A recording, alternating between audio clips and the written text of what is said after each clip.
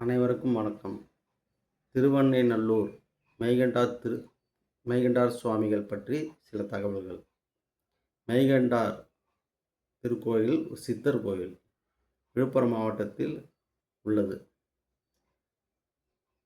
மெய்கண்டார் பற்றி சில பேர் கேள்விப்பட்டிருக்கலாம். சைவ சித்தாந்த பின்பற்றுபவர்களுக்கு தெரியும். திருவெண்ணெய்நல்லூரில் சடையப்ப வள்ளல் என்பவர் வாழ்ந்தார். அவருக்கு 2 மகள்கள். மங்களாம்பிகை என்ற பெண்ணும் காங்கேய பூபதி என்ற மகனும் இருந்தார்கள். மங்களாம்பிகை நல்லா வளர்ந்த பிறகு அச்சுத கலப்பர் என்பவருக்கு திருமணம் செய்து கொடுக்கிறார். பெரம்பூரில் இருந்தார் அவர். 2 பேருக்கும் திருமணமாச்சு. நீண்ட நாள் ஆகி குழந்தை பிறக்கல. அப்போ திருஞான சம்பந்தருடைய அருளால் சில தகவல்கள் சொல்கிறாங்க. நீங்கள் திருவேலங்காடு புதன் ஸ்தலமாக இருக்குப்பா, நவகிரக ஸ்தலங்களில் புதன் ஸ்தலம்ப்பா. அங்கு சென்று 3 குளங்களில் நீங்கள் நீராடி 48 நாள் விரதம் இருந்து அங்கே இருந்து தங்கி இருந்தால் உங்களுக்கு புத்திர பாக்கியம் கிடைக்கும் என்று சொன்னார்கள். திருவேலங்காடு சென்றார்கள். அவர் சொன்ன மாதிரியே இருந்தார்கள். குழந்தை பிறந்தது. திருவேலங்காட்டார் என்று அந்த குழந்தைக்கு பெரும் வைத்தார்கள். பிறகு திருவெண்ணெய்நல்லூர் வந்தார்கள். பாட்டன் வீடு சடையப்ப வள்ளல். குழந்தை அங்கே தான் இருந்தார். 2 வயது இருக்கும்போதே மிகப்பெரிய ஞானம் அந்த குழந்தைக்கு. எல்லாரும் ஆச்சரியப்பட்டு போனார்கள், இவ்வளோ தெளிவாக இந்த குழந்தை பேசுதே என்ன.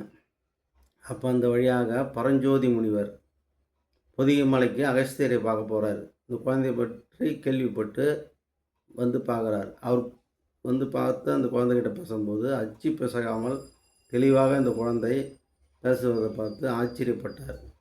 அதுக்கு தீட்சை வழங்கி சைவ சித்தாந்தத்தை பற்றி எடுத்து கூறி மெய்கண்டார் என்ற பெயரும் அவர் தான் சூட்டினார். சூட்டிவிட்டு அவருக்கு சில சிவஞானத்தை பற்றி சில தகவல்கள்லாம் சொல்லிவிட்டு பொதிகை மலைக்கு கிளம்பி விட்டார்.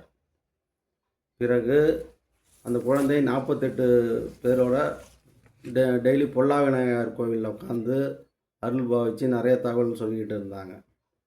அப்போ அருள் நந்தீஸ்வரர் என்பவர் வராருங்க. அவர் மெய்கண்டாரை பற்றி கேள்விப்பட்டு தான் வரார். மெய்கண்டாரை பார்க்கலான்னு நிற்கிறாரு. மெய்கண்டார் கண்டுக்கவே இல்லை. அவருக்கு என்னடா இது, நம்மளை பார்த்து எல்லாருமே வரவேற்பு கொடுப்பாங்க, என்ன இப்படிலாம் இவர் கண்டுக்கவே இல்லையே அப்படின்னு ஆச்சரியப்படுறாரு. அப்போ மெய்கண்டார்கிட்ட போய் கும்பிட்டு அவர் நிற்கும்போது, நான் யார் தெரியுமா உங்களுக்கு அப்படின்னு கேட்கும்போது, தெரியும். ஆணவ மலை பற்றி உங்களுக்கு தெரியுமா அப்படின்னு கேட்குறாரு. தெரியாது என்ன, இப்படி நிற்கிறாருன்னு அவரே கை காட்டுறாரு. அவர் அசந்து போயிடுறாரு. என்னடா இது இப்படி நம்மளை சொல்கிறாரே அப்படின்னு. அதுக்கப்புறம் மெய்கண்டார்கிட்ட பேசும்போது தான் புரிஞ்சுது, அவன் கொஞ்சம் ஆணவமாக இருந்தோம் அப்படின்றது.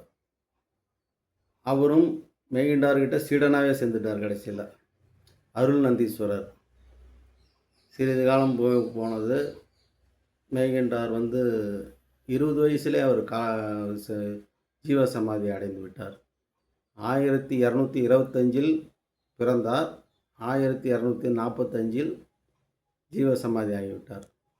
நாங்களாம் சின்ன வயசில் இருக்கும்போது மெய்கண்டார் கோயிலுக்கு போனால் 3 வயசு 4 வயசு குழந்தைகள்லாம் சரியாக பேச்சு வராத, கொஞ்சம் வாய் தைக்கி பேசுகிறவங்களாம் வாயில் விபூதி போட்டுக்கிட்டு தண்ணியில் கரைச்சி குடிக்க சொல்லி விபூதி தருவாங்க. அவ்வளோ சூப்பராக அது வேலை செய்யும். அவ்வளோ சக்தி வாய்ந்தது. அதாவது நோய் நொடிகளுக்காக அந்த விபூதி, பேச்சு வராத குழந்தைகளுக்கு அந்த விபூதி. மெய்கண்டார் மலத்தை கோயிலுக்கு போயிட்டு வந்தால். அதை தவிர புதுக்கள் சாபம் உள்ளவர்கள் நிறைய பேர் வருவாங்க. அதாவது தான் முன்னோர் பாட்டன் அப்பா இவங்கெல்லாம் செய்த பாவங்கள் அடுத்த தலைமுறையை பாதிக்குதில்ல, புதுக்கள் சாபம். இதை நிவர்த்தி செய்யவும் வராங்க. திருமண தடைக்கும் வராங்க.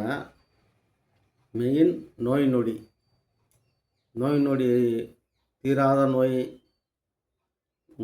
50% மருத்துவ செலவுனா 50% மெய்கண்டாரோட அருள். அதை நம்பி வரவங்க நிறைய பேர் இருக்கிறாங்க. இப்போ திருவாடுதுறை ஆதீனத்துக்கு சொந்தமான இந்த மெய்கண்டார் சித்தர் வழிபாடுல சிறந்த கோவிலாக இருக்கிறது. திருவெண்ணெய்நல்லூரில் உள்ள மக்களும் சுற்றியுள்ள சிவனடியார்களும் வருவாங்க. சுவாதி நட்சத்திரத்தில் வருவாங்க. ஐப்பசி மாதம் சுவாதி நட்சத்திரத்தில் குரு பூஜை நடக்கும். ரொம்ப சிறப்பாக நடக்கும். நிறையா பேர் வெளியூர்லேருந்து நடந்தே கூட வருவாங்க. இவ்வளோ பேர் சிவனடியார்கள் இருக்கிறாங்க, மெயின்டார்கள் இருக்கிறாங்கன்னு அப்போ தான் நிறைய பேருக்கே தெரியும்.